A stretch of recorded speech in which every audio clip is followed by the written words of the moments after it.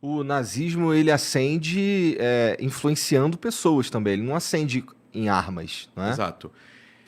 Existe um filme chamado A Onda, que eu sugiro quem quiser procurar, um filme bastante antigo, onde nos Estados Unidos uma garota, um garoto numa escola, acho que no ensino médio, perguntam para o professor como foi isso que o nazismo conseguiu conquistar os corações e mentes de tantas pessoas, de tantos alemães, né, de tantas pessoas. E ele monta um esquema de domínio, de poder, de influência de poder e de o que a gente chama de criação de inimigos externos, aonde pessoas deveriam ser perseguidas e outras deveriam ser protegidas. E ele cria um sistema, um microsistema na escola, como se fosse um regime nazista. E aí ele, em um dado momento, ele acaba mostrando a realidade para os estudantes num evento, e isso é muito marcante. O meu avô, pai do meu pai, sobreviveu ao Holocausto. Ele fugiu de um campo de extermínio, Sobibor, que era um campo que as pessoas chegavam e morriam automaticamente. Tocava música clássica na estação de trem. As pessoas desciam achando que iam tomar banho, marchavam até a câmara de gás, entravam e morriam. Meu avô, por sorte, disse que era jardineiro quando ele chegou. E botaram ele de lado. E ele misturava as cinzas dos mortos que eram queimados nos fornos depois da câmara de gás com a terra para poder fazer espaço. E 6 meses depois, eles se juntaram com vários judeus e alguns presos russos que estavam lá, fizeram uma revolta bem-sucedida e mataram 10 ou 11 oficiais da SS, cada um em algum lugar diferente do campo. Isso desestabilizou as forças polonesas que estavam guardando as entradas dos campos. Tinham 11 oficiais da SS, que eram considerados as pessoas mais hierarquicamente mais capacitadas lá, e tinham soldados poloneses guardando a parte do campo como se fossem vigias. Eles se desestabilizaram e muitos judeus fugiram. Meu avô participou da revolta, matou um nazista e fugiu. 300 pessoas fugiram, 55 sobreviveram dessa fuga. Meu avô foi um deles, senão não estava aqui hoje. E meu avô conta num filme, num documentário que o Spielberg fez ao redor do mundo, filmando várias pessoas que sobreviveram ao Holocausto. Meu avô participou desse documentário em 96, ele contou a história dele. Ele tinha que fugir dos poloneses, porque a fisionomia dele confundia os alemães. Não entendiam ele como judeu, mas os poloneses não judeus identificavam ele como judeu. E ele foi várias vezes pego por poloneses que não eram alemães, e foi enterrado vivo e foi colocado em poços de lama para se afogar, e ele conseguiu sobreviver umas 3 vezes a tentativas de assassinato depois que ele fugiu do campo de extermínio. E o que os poloneses então estavam tentando fazer se ele estava fugindo do campo de extermínio?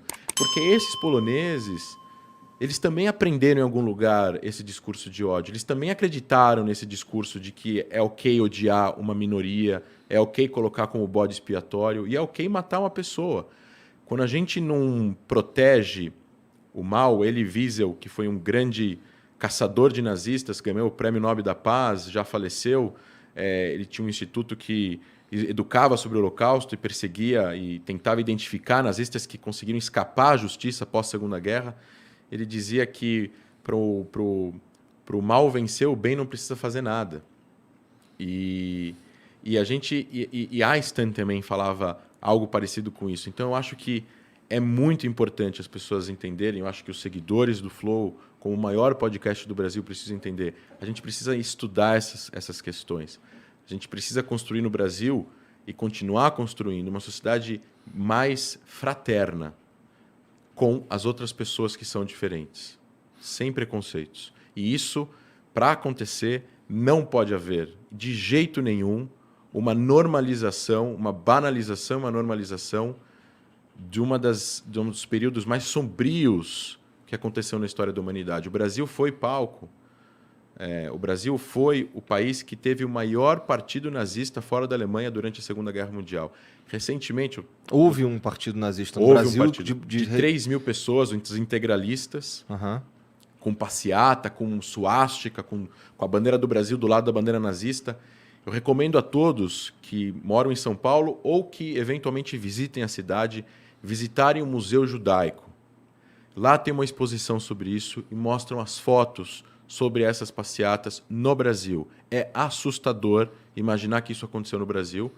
Então a gente precisa sim falar sobre isso, a gente precisa sim combater o intolerável. O intolerável não tem espaço.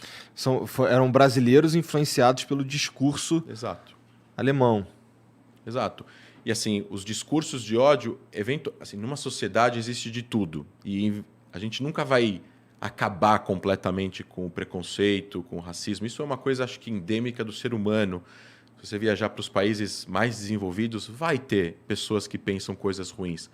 Pega a Noruega, com aquele atentado daquele terrorista norueguês que entrou num campo de juventude e fuzilou um monte de gente. Tem até um filme que conta isso.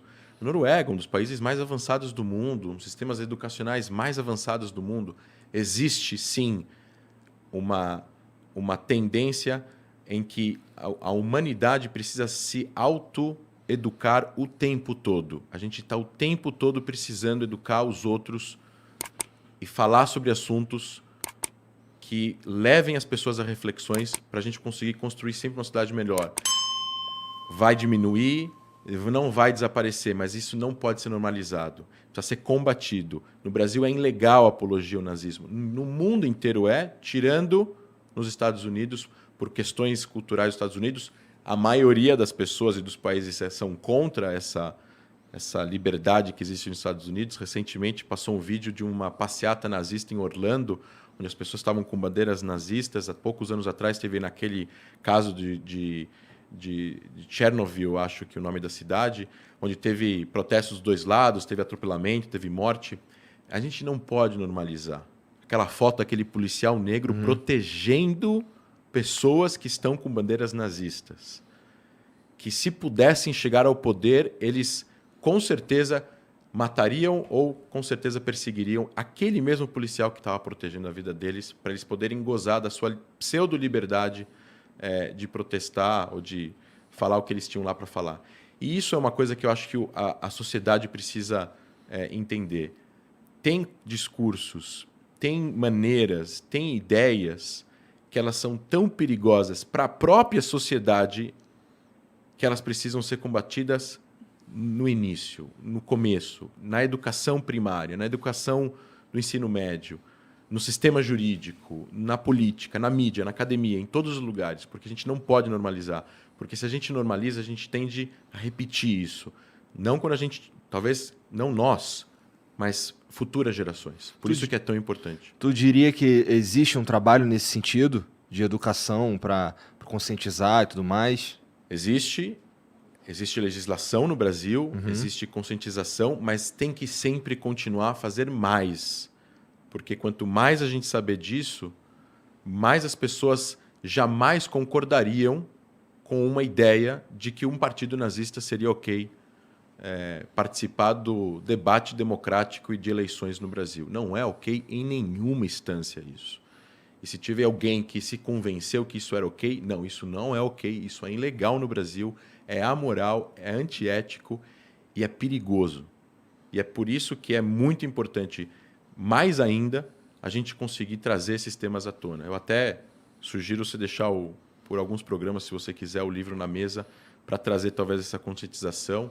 Eu posso te mandar os links do Museu Judaico, tem o Museu do Holocausto em Curitiba, tem o Memorial do Holocausto no Rio de Janeiro, tem vários lugares. E eu volto e repito o que eu falei no começo.